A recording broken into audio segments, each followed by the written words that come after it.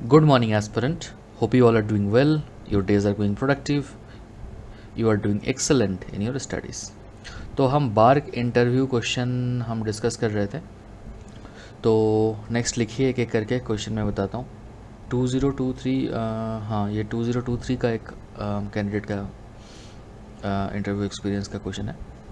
चलो. Difference between atomic spectra and molecular spectra.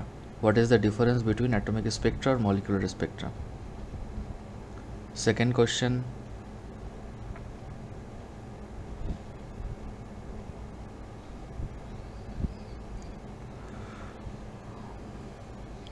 explain rotational energy levels. Rotational energy levels. Rotational spectroscopy के energy levels को explain करना है and क्या क्या फैक्टर है जो उस लेवल का कम ज़्यादा होने को इम्पैक्ट करता है. ये क्वेश्चन था. Next, intensity of rotational lines.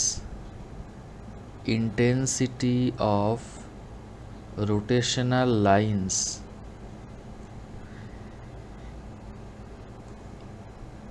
ये जो इंटेंसिटी ऑफ रोटेशनल लाइंस है इसके डिपेंडेंट पैरामीटर्स क्या है, मतलब क्या क्या पैरामीटर है जो इसको ऑल्टर करना है. Dependent parameters.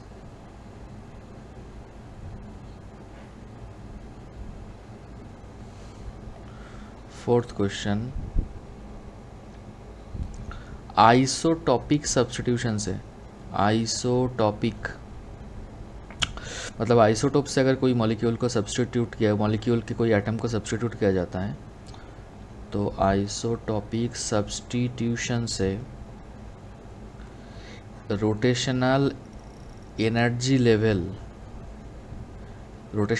लेवल पे क्या फ़र्क पड़ता है, मतलब ये जो रोटेशनल एनर्जी लेवल है इसमें क्या फ़र्क पड़ता है.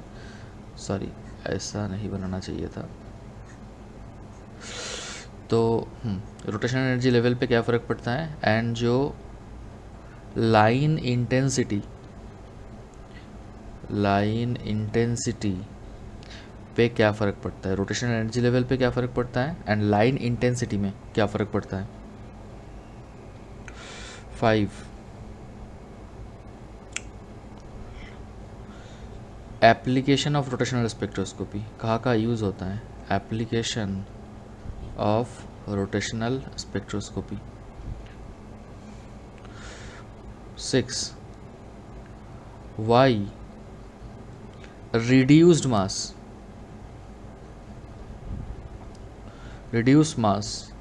is used in energy formula rather than actual mass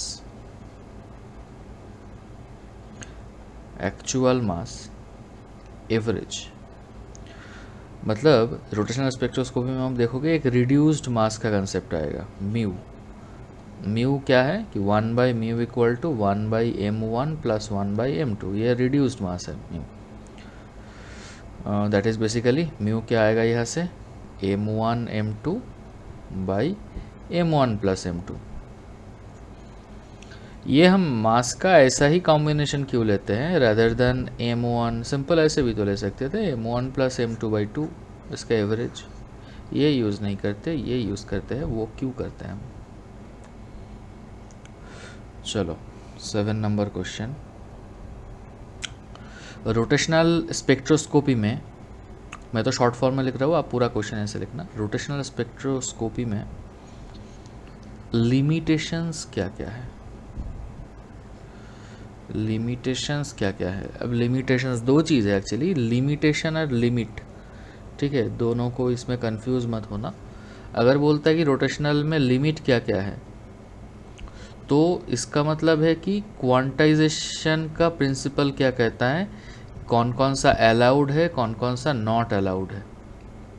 but limitations मतलब कौन कौन सा केस में क्या क्या हम डिटरमाइन नहीं कर सकते, क्या क्या हम रोटेशनल स्पेक्ट्रोस्कोपी में डिटरमाइन नहीं कर सकते, वही है एक्चुअली लिमिटेशंस। सो वो लिमिटेशंस के बारे में पूछ रहे, लिमिट के बारे में नहीं पूछ रहे। ओके चलो क्वेश्चन नंबर 8।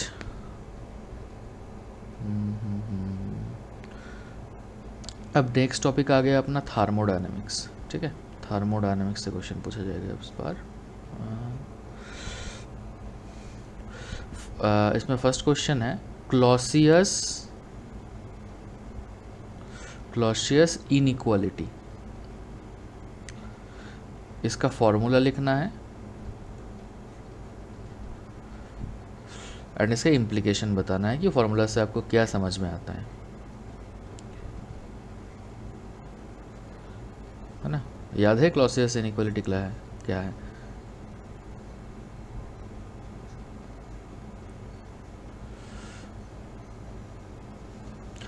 ओके चलो नेक्स्ट स्लाइड में जाते हैं, नेक्स्ट पेज में। Okay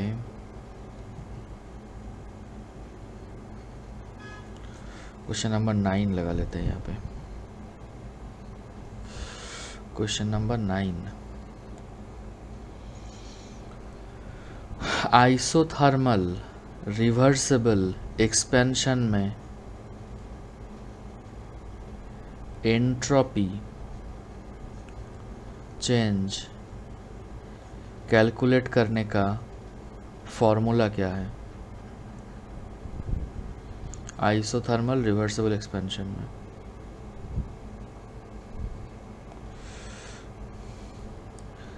Gibbs free energy and Helmholtz free energy में डिफरेंस क्या है? डिफरेंस क्या है? पहले इसमें आपको एक्सप्लेन करना पड़ेगा कि फ्री एनर्जी क्या होता है एंड उसमें से गिब्स फ्री एनर्जी किसको इंडिकेट करता है एंड हेल्महोल्ट्ज फ्री एनर्जी किसको इंडिकेट करता है। Basically G and A. Question number 11,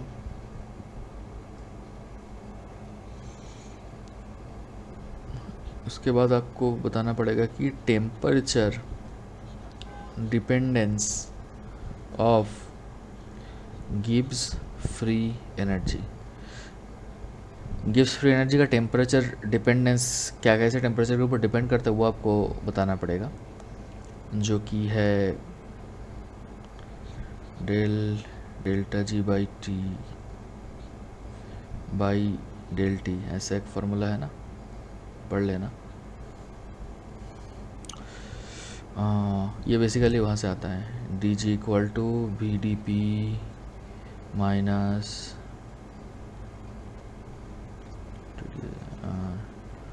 B D P minus S D T, ऐसे आता है।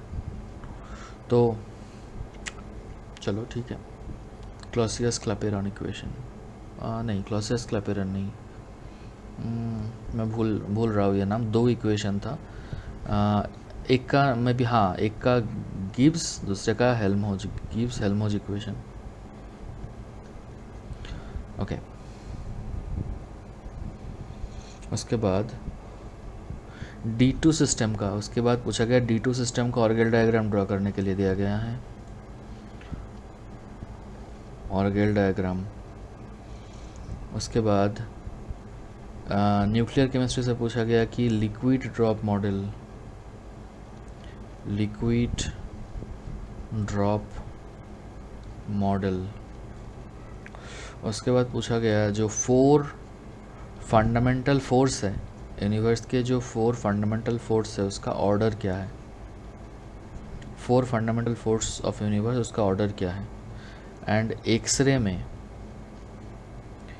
एक्सरे जब निकलता है किसी मॉलिक्यूल से, उसमें इस फंडामेंटल फोर्स में से कौन सा फोर्स जो है, कौन से फोर्स को, ये जो 4 फंडामेंटल फोर्स है उसमें से कौन सा फंडामेंटल फोर्स को डिफीट करना पड़ता है एक्सरे के लिए? कौन सी फोर्स को डिफीट करना पड़ता है?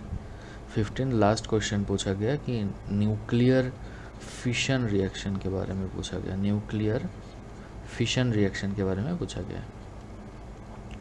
बस यही है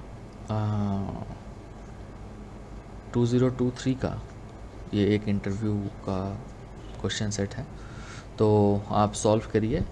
जो मैक्सिमम जो फिज़िकल केमिस्ट्री से जो क्वेश्चन पूछा गया ना, फिज़िकल केमिस्ट्री में सबसे अच्छा बुक मैं मानता हूँ के.एल. कपूर। के.एल. कपूर के डिफरेंट वॉल्यूम्स है इसके। के.एल. कपूर सबसे अच्छा है, एंड एक्चुअली इंडियन ऑथर है, तो लैंग्वेज भी काफ़ी अच्छा है कि हमें बहुत अच्छे से वो समझ आए कंसेप्ट। तो के.एल. कपूर मुझे अभी भी याद है, बार्क का इंटरव्यू जब मैं 2023 में दिया था, उस टाइम पे मेरे कॉलेज के जो प्रोफेसर है उनसे मैंने के.एल. कपूर का वॉल्यूम्स मैंने ले लिया था।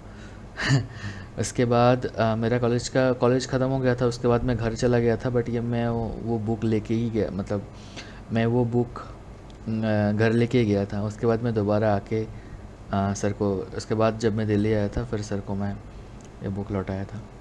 तो काफ़ी अच्छा बुक है, ग्रेजुएशन में भी प्रोफेसर में बोलते थे पढ़ने के लिए, बट उतना टाइम नहीं मिलता था, तो के.एल. कपूर तो मैंने नहीं पढ़ा। मेरा मैक्सिमम फोकस ऑर्गेनिक में था, तो ऑर्गेनिक का स्टैंडर्ड बुक सब मैंने पढ़ा था, 5-6 बुक्स मैंने पढ़ा था पूरा। खैर के.एल. का पूरा फॉलो कर सकते हो। जो ये जो है न्यूक्लियर केमिस्ट्री जो है, न्यूक्लियर केमिस्ट्री के लिए R.P. सरकार, ये सबसे अच्छा बुक है। R.P. सरकार वॉल्यूम 1। ओके, और ऑर्गेनोमेटेलिक कोऑर्डिनेशन केमिस्ट्री के लिए A.K.D. असीम Kumar Das, best book ever. हुई एक इनऑर्गेनिक का हुई का बुक आता है, ये आप सब जानते होंगे, बट मुझे सबसे अच्छा लगता है कि A.K.D. का जो बुक है वो सबसे अच्छा है, and one of the most detailed explanation आपको इसमें मिलेगा। A.K.D. मेरे पास इसका सारे वॉल्यूम्स है, तो ये सबसे अच्छा है। चलो, तो आपको कोई डाउट है तो आप कमेंट सेक्शन में पूछिए। Till then have a nice day. जय श्री कृष्णा, राधे राधे।